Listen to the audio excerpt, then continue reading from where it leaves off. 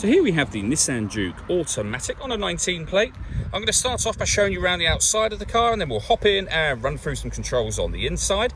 But from the outside, you can see it's a 5-door car with alloy wheels and tinted windows. Let's start off inside the boot and then work our way around the rest of the car from there. So as we approach the boot, you can see we don't have reversing sensors. That's because this car's got a 360-degree parking camera, which I'll show when we're inside the car. Plenty of boot space, as you can see, along with that 60/40 split folding rear seat. And then underneath this tray section, even more space should you need it. Okay, so we're just going to work our way back round to the front of the car, and then we'll hop in and run through some controls on the inside. But now that we've done a full circle of it, you can see it's in excellent condition the whole way round. Just briefly before we climb in, I think it's well worth seeing the interior from this exterior point of view. There's plenty to run through on the dashboard, so let's hop in and we'll do that now.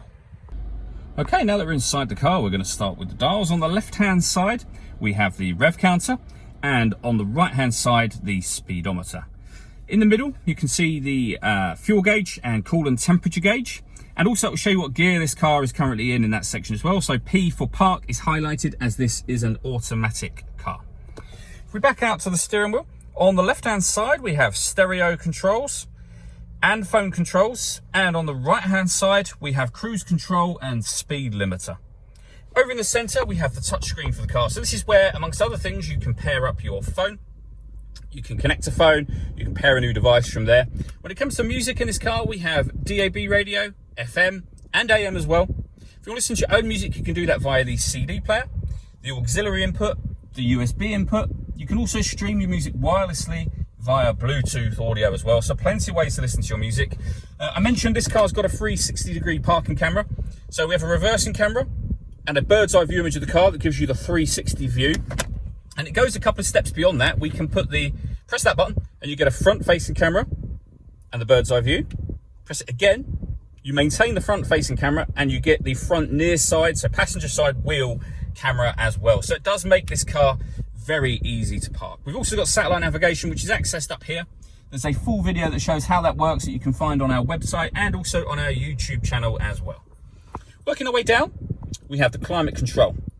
So you can determine the temperature, the fan speed, where you'd like the air to be distributed. The air conditioning is on when this light shows, so off or back on again.